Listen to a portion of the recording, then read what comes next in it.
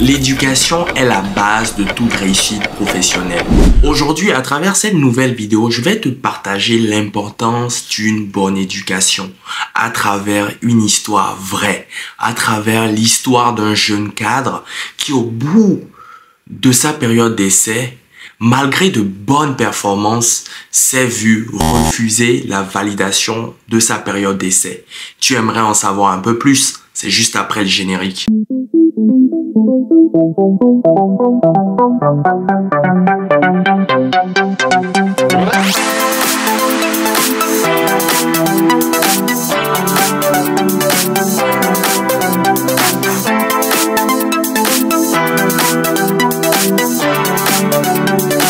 L'éducation est indispensable dans toute démarche professionnelle, que ça soit en tant que salarié ou en tant qu'entrepreneur.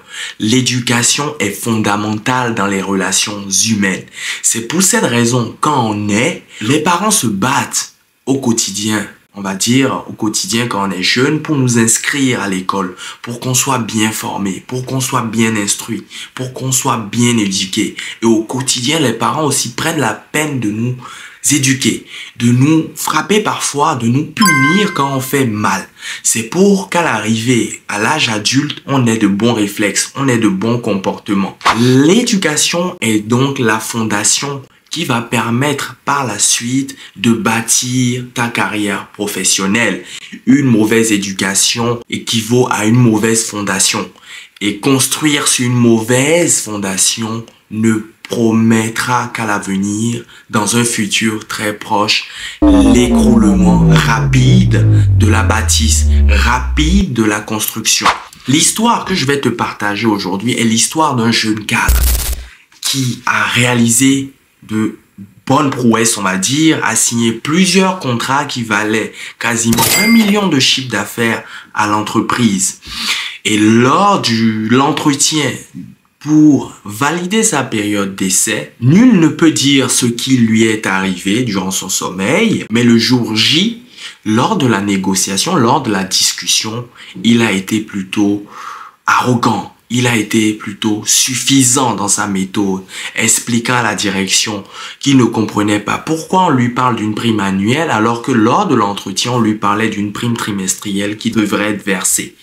Et que les objectifs sont apparemment inatteignables, qu'aucun de ses collègues les ait atteints et que, de ce fait, il aimerait avoir une revalorisation de son salaire, de sa partie fixe. Et que de toute façon, s'il ne les avait pas, il y a plusieurs entreprises qui le cherchent, qui aimeraient faire recours à ses services. Malgré une négociation intense, il a réussi à avoir l'accord pour le versement de sa prime trimestrielle, alors que tous ses autres collègues suivent l'accord du groupe qui stipule que les primes trimestrielles devront être versées à la fin de l'année. Ayant au moins eu gain de cause à ce niveau, il aurait dû faire preuve de finesse. Il aurait dû s'en arrêter là. Non, monsieur voulait avoir tout de suite et maintenant. Et n'ayant même pas franchi le seuil de la porte, qu'il est revenu à la charge en réclamant ses jours de télétravail, alors qu'il est parfaitement conscient, alors qu'il le sait, qu'il faut nécessairement attendre 6 mois d'ancienneté pour prétendre aux jours de télétravail. Il a déjà effectué 3 mois. Qu'est-ce que cela lui coûte de patienter encore 3 mois pour avoir ses jours de télétravail? Sachant qu'il est commercial, il est censé être sur le terrain, il est censé être en rendez-vous chez le prospect, chez le client, chez le prestataire, etc., etc. En tant que commercial, et ça je peux le dire parce que j'ai plus de 10 ans d'expérience dans le domaine commercial, avoir des jours de télétravail est inédit. C'est quelque chose d'exceptionnel. Quand tu l'as, ça sort limite du miracle parce que tu n'as rien à faire dans une pièce, tu n'as rien à faire entre 4 murs. Tu dois être, comme je l'ai dit, sur le terrain. Ce jeune homme, ayant fait l'erreur de réclamer les jours de télétravail, a plus que offusqué, a plus qu'agacé la directrice qui a finalement compris qu'après 2 heures de négociation, que ce jeune homme n'allait pas changer, que ce jeune homme n'allait pas se remettre en question parce qu'elle ne voulait pas avoir d'un profil qui allait venir lui réclamer des choses tous les 4 matins. Bien évidemment, On lui a concédé le versement de la prime trimestrielle parce qu'on ne pouvait pas accéder à sa requête d'une revalorisation salariale, compte tenu de l'importance de maintenir une certaine justice, une certaine équité vis-à-vis des autres salariés qui sont dans l'entreprise depuis plus de 2 ans, depuis plus de 3 ans. Et que dans un groupe, il y a une certaine grille salariale à respecter. L'employeur était bien consciente que si elle accédait à cette requête, elle n'était pas à l'abri de voir venir d'autres salariés, notamment les plus anciens, pour réclamer une hausse salariale. Il a aussi fait l'erreur, bien évidemment, de parler de l'entreprise, des entreprises qui, soi-disant, le recherchent, qui, soi-disant, de toute façon, sont prêts à l'accueillir. Tu ne peux pas, tu peux le dire, mais tu dois le dire avec finesse, avec tact, sans arrogance, sans suffisance. Parce qu'aucun employeur n'a envie d'avoir l'impression de subir un chantage, de sentir au fait qu'on lui manque de respect. Aucun employeur n'aime avoir quelqu'un, un collaborateur arrogant, prétentieux. Tu peux aussi avoir des cartouches, des munitions et ne même pas les communiquer.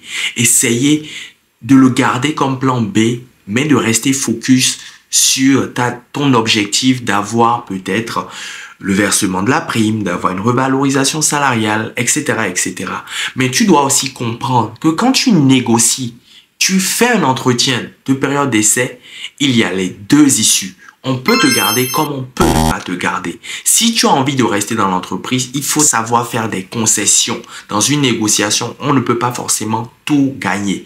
On peut gagner sur certains points et perdre sur d'autres. C'est ce qu'on appelle concession. Ayant obtenu les primes, le versement des primes trimestrielles, il aurait dû s'abstenir et ne pas parler de jours de télétravail, sachant que l'employeur était déjà agacé, énervé, déçu par son comportement d'arrogance, de suffisance, de revendication à tout va, alors que tu es dans l'entreprise que depuis 3 mois. Cela est très très mal vu. Il aurait agi de cette façon au bout d'1 an d'expérience que la réaction aurait été tout autre. Mais il a été trop pressé également. C'est aussi le tort de cette génération Z, sous l'effet des réseaux sociaux, sous l'effet de ce monde où tout va très vite. On veut tout obtenir tout de suite et maintenant. Alors que malheureusement, dans les groupes comme dans lequel il travaillait, ce sont des anciens qui tiennent la corde. Ce sont les anciens qui sont sur les hauts postes et qui ont droit de décider. Et les anciens, pour la plupart, ont pris le temps nécessaire, ont peut-être pris beaucoup d'années, un peu plus que nous les jeunes, pour être là où ils sont. Et ils ne comprennent pas qu'un jeune, et ça c'est tout à fait normal, ils peuvent pas comprendre qu'un jeune soit trop pressé d'obtenir tout et maintenant. Et il y a pressé et être pressé. Et malheureusement, c'est dommage. C'est dommage que malgré le fait qu'il ait au moins obtenu le versement de cette prime, qu'il ne s'est pas contenté de cela, que malgré son arrogance, sa suffisance, il ne s'est pas dit « je m'en arrête là ». Et il a encore remis le couvert en demandant les jours de télétravail. Je ne sais pas si je l'ai dit, mais les jours de télétravail, on les obtient au bout de 6 mois d'ancienneté. Cela aurait été aussi injuste vis-à-vis des autres collaborateurs de lui donner au bout de 3 mois des jours de télétravail. Il aurait même pu passer le lendemain ou 2 jours après avoir validé sa période d'essai, voir avec son manager dans quelle mesure il aurait pu l'obtenir un peu plus tôt. Non, il a été pressé, il a été arrogant, il a été suffisant, il a été prétentieux et au final, il n'a rien obtenu. Il a simplement obtenu une rupture immédiate de sa période d'essai sans délai et le voilà aujourd'hui au chômage. Si tu regardes cette vidéo, cher ami, il faut faire très attention lors de ta période d'essai. Il faut faire très attention lors de ton entretien de validation ou non de ta période d'essai. Il ne faut pas être arrogant. Il ne faut pas être prétentieux. Il ne faut pas être suffisant. Il faut faire des concessions. Il faut faire des demandes, oui, mais en bonne et due forme. Et il n'hésite pas avant l'entretien à prendre conseil auprès des anciens pour savoir un peu comment la direction fonctionne, comment eux, ils ont eu à agir pour valider leur période d'essai. Cela va t'éviter de faire de graves erreurs. Cela va t'éviter de poser des actes que malheureusement, qui seront irrattrapables. Et surtout, n'oublie pas qu'il faut rester professionnel et bien éduqué. L'éducation va t'ouvrir beaucoup de portes. Un employeur préfère un employé moins compétent, mais poli, bien éduqué, qui partage les valeurs de savoir-être de l'entreprise, plutôt qu'un employeur, un collaborateur compétent, mais suffisant, arrogant, prétentieux et qui ne dégage rien de positif et qui va semer la zizanie au sein de l'équipe, qui va semer le trouble au sein de l'équipe, et aucun employeur ne veut ça. Un employeur préfère sacrifier, couper une tête que sacrifier toute son équipe. Il y va de la réussite de l'entreprise. Voici, cher ami, ce que je tenais à partager. J'espère que cette vidéo te sera utile. En attendant la prochaine vidéo, prends soin de toi et je te dis à très vite. Ciao.